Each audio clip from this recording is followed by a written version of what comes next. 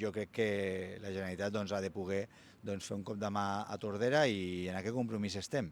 I això ho farem, clar, amb recursos, no podem fer-ho d'una altra manera. No? Tot costa molt, no? Sabem dels esforços que fan els ajuntaments, no? Per tenir l'espai públic cuidat, no? L'espai de tothom, no? L'espai que ens iguala a tots. Aquí pot venir a jugar qualsevol nen i nena, no? Del municipi de Tordera, i per molts és l'únic espai de joc. No? Per tant, això hem de poder donar-li la volta i la Generalitat no donar l'esquena a Tordera. Ell sí que s'ha pogut importar una idea general del que encara quedava pendent, per exemple, de la piscina o del parc de l'esplai, que és molt evident. Li hem traslladat la necessitat que tenim de que ens ajudin, sobretot amb l'arranjament dels camins i amb la reposició de tot allò malmès.